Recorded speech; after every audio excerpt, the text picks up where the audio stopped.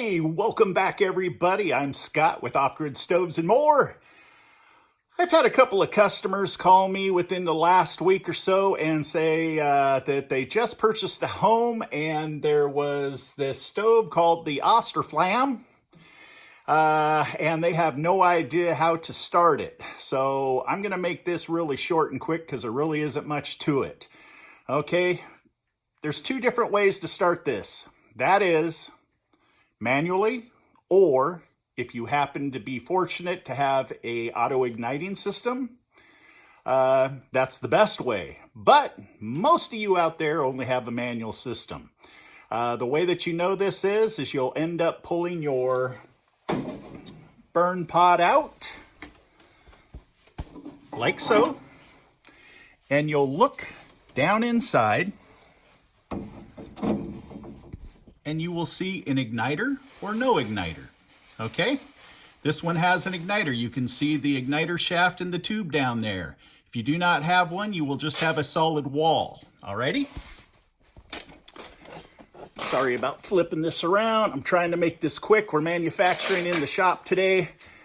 And I had a customer just recently ask me if I would start doing a little more hands-on in order to help you out there instead of just trying to explain and point things out. And I fully relate and understand. It's always best if you can see it actually done. So I'm going to work harder. Bear with me.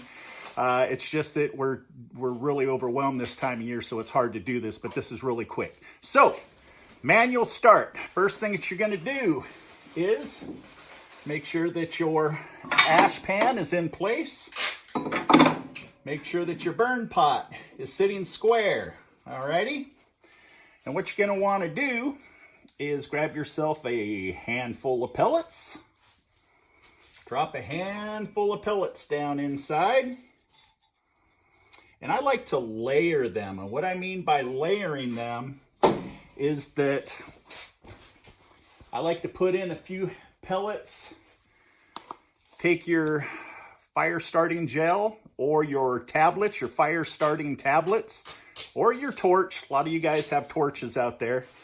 And squirt some gel on there. All right.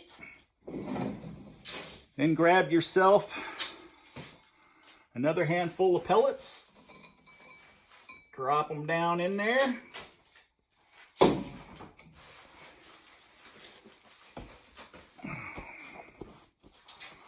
Sorry, I got soot all over my hands.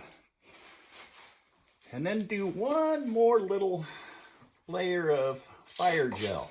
Okay, you want to just make sure that you have enough on there that when the stove starts up, the combustion fan doesn't wipe it out. All right, let me show you what I got here.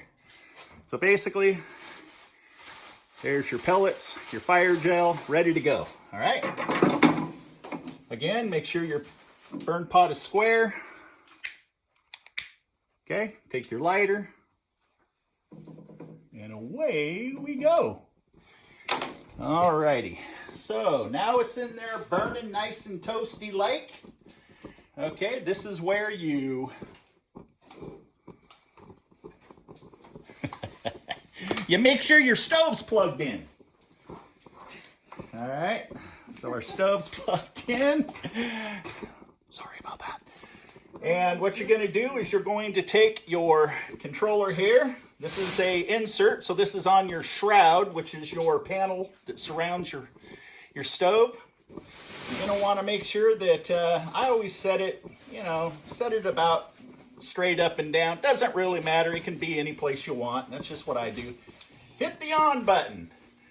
Immediately, you're going to hear the fan turn on. You're going to hear the auger start to turn. Okay? And from that point there, if you do not have an igniter, you're going to want to just close your door. As you can see here, the handle isn't latched. It's allowing air and oxygen to get in through. What it does is it reduces the amount of negative pressure inside of the stove, because if I close this thing and the pellets aren't ignited enough, what'll happen is the combustion motor will normally extinguish the flame. Okay, so I would let it sit here and go until you start seeing the pellets start to glow a little bit, so it has some kind of coals in there. And you know what? That's pretty much it. I really don't have much more to show other than just closing the door, and away it will go. I'm going to go ahead and close the door anyhow, just to see what happens. I've got a lot of I have a lot of fire gel in there. So it is still glowing, and it is still going, as you can see there. I'm trying to see what's going on. There we go. So it's still going. So at this point, you can just pretty much walk away from it. And now, one thing that a lot of people will say is, Scott, my pellets aren't dropping out. Well, if this is the first time that this hopper has been filled or it's empty, hopper is where you put the pellets into the top. It has to load the auger shaft. So it'll take a good 5 minutes for it to load, at least, for the pellets to get through. And it's going to end up snuffing itself out unless you keep throwing a handful, enough pellets onto the fire to keep it going until the auger fills and it starts dropping the pellets. One more thing, really quick. I cut, stove took off. This is a good example of the stove starting up, okay? So this is a very solid, bold flame. Beautiful. I forgot to mention, you with the auto igniters, all you have to do is just turn your stove on.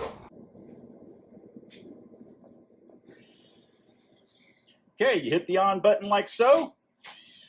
You will see when the auger shaft is turning, you will see the red light glows. When the red light flashes on, that means that power is being sent to your auger, and then you will have the green light that everything is working properly. Okay, it should start dropping pellets all by itself, and the igniter will glow inside under the burn pot, and it will normally ignite the pellets within, anywhere from 3 to 5 minutes, depending on the quality of the pellets. If the igniter does not glow, then give me a call and we will diagnose exactly what's going on with it, okay? More than likely it's either a bad igniter or a bad motherboard. So there you go. Very easy if you have the igniter. For those of you that do not have the igniter, then you just have to go through the steps of using fire gel tablets or torch or whatever. Never use any type of gasoline. Okay, if you like your eyebrows. You know what I'm saying? All right, guys. Peace.